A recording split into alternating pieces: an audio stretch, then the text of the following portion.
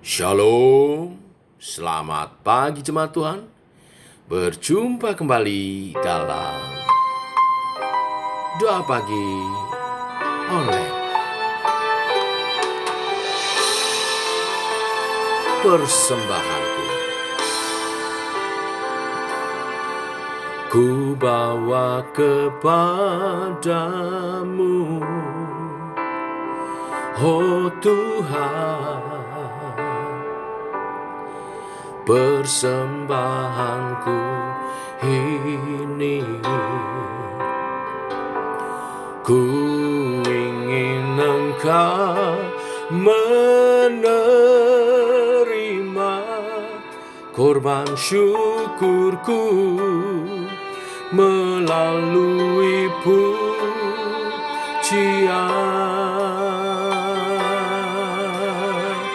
Takkan pernah ku bawa selain yang terbaik, yang harum dan sejati di hadapan tatamu. Yesusku, terimalah korban syukurku ini yang mengalir di hatiku sebagai penyembahanku.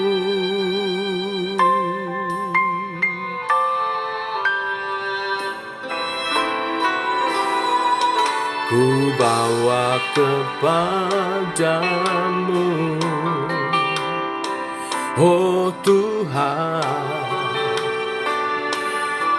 persembahanku ini. Ku ingin Engkau menerima korban syukurku melalui pujian. Takkan pernah ku bawa selain yang terbaik, yang harum dan sejati di hadapan tatamu. Yesus, ku terimalah korban syukurku ini yang mengalir di hatiku sebagai penyembahanku.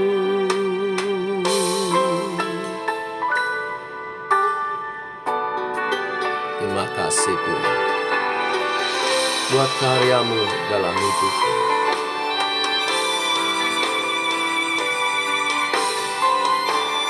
Takkan pernah ku bawa selain yang terbaik, yang harum dan sejati di hadapan tatamu. Yesus, ku terimalah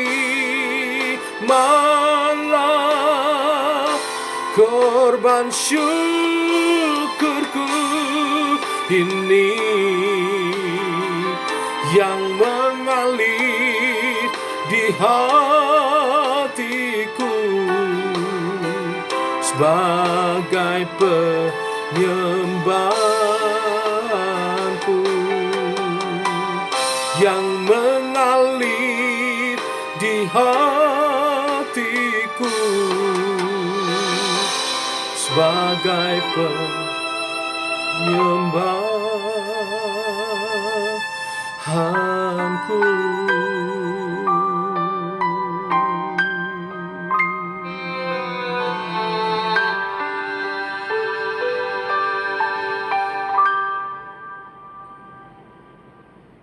Tiba waktunya untuk kami merenungkan firman-Mu. Firman-Mu adalah suluh dan terang bagi jalan kami. Berfirmanlah Bapa, kami siap mendengar. Dalam nama Tuhan Yesus Kristus. Amin. Bapak Ibu, kita lanjutkan renungan firman Tuhan pada pagi hari ini. 2 Tawarikh pasal 31, mulai ayat 2 sampai yang ke-21. Demikian firman Tuhan. Hizkia menetapkan rombongan para imam dan orang-orang Lewi, rombongan demi rombongan, masing-masing menurut tugas jabatannya sebagai imam atau sebagai orang Lewi, untuk mempersembahkan kurban bakaran dan kurban keselamatan, untuk mengucap syukur dan menyanyikan puji-pujian, dan untuk melayani di pintu-pintu gerbang di tempat perkemahan Tuhan.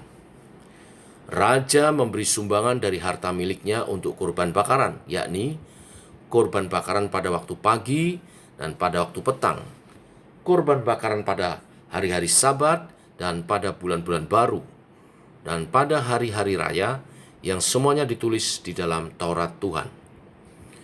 Ia memerintahkan rakyat, yakni penduduk Yerusalem, untuk memberikan sumbangan yang menjadi bagian para imam dan orang-orang Lewi, supaya mereka dapat mencurahkan tenaganya untuk melaksanakan Taurat Tuhan. Segera setelah perintah ini tersiar, orang Israel membawa dalam jumlah yang besar hasil pertama daripada gandum, anggur, minyak, madu, dan segala macam hasil bumi. Mereka membawa juga persembahan persepuluhan dari segala sesuatu dalam jumlah yang besar. Orang Israel dan orang Yehuda yang tinggal di kota-kota Yehuda juga membawa persembahan persepuluhan yang terdiri dari lembu sapi dan kambing domba, dan persembahan persepuluhan yang terdiri dari persembahan kudus yang telah dikuduskan bagi Tuhan Allah mereka. Semuanya itu diletakkan mereka bertimbun-timbun.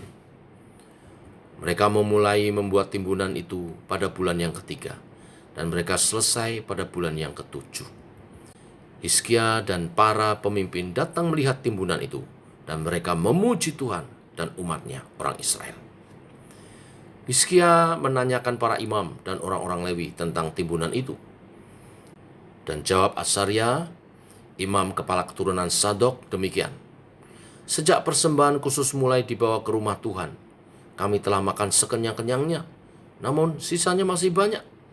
Sebab Tuhan telah memberkati umatnya sehingga tinggal sisa yang banyak ini. Kemudian Hizkia menyuruh menyediakan bilik-bilik di rumah Tuhan, dan mereka menyediakannya. Dan dengan setia mereka membawa segala persembahan khusus, persembahan perpuluhan, dan persembahan-persembahan kudus itu ke sana. Konanya, seorang Lewi, mengawasi semuanya, dan Simei saudaranya adalah orang kedua. Sedang Yehiel, Asaria, Nahat, Asael, Yerimot, Yosabat, Eliel, Yismakia, Mahat, dan Benanya adalah penilik di bawah Konanya dan Simei saudaranya itu, sesuai dengan petunjuk Raja Hizkia dan Asaria kepala rumah Allah. Dan Kore bin Yimna, seorang Lewi, penunggu pintu gerbang di sebelah timur, mengawasi pemberian-pemberian sukarela untuk Allah, serta membagi-bagikan persembahan khusus yang untuk Tuhan dan persembahan-persembahan maha kudus. Di kota-kota imam ia dibantu dengan setia oleh Eden, Minyamin, Yesua, Semaya, Amaria, dan Sekanya. Dalam pembagian itu kepada saudara-saudara mereka menurut rombongan, kepada orang dewasa dan anak-anak. Kecuali kepada setiap orang yang masuk ke rumah Tuhan menurut hari-hari yang ditetapkan, menurut tugas jabatan yang ditugaskan kepadanya, dan menurut rombongannya, yakni mereka yang tercatat dalam daftar sebagai laki-laki yang berumur 3 tahun ke atas. Para imam dicatat dalam daftar menurut puak-puak mereka, sedang orang-orang Lewi yang berumur 20 tahun ke atas dicatat menurut tugas dan rombongan mereka. Para imam terdaftar dengan seluruh keluarga mereka, yakni istri, anak laki-laki dan perempuan, seluruh kaum itu, karena dengan setia mereka menguduskan diri untuk persembahan kudus.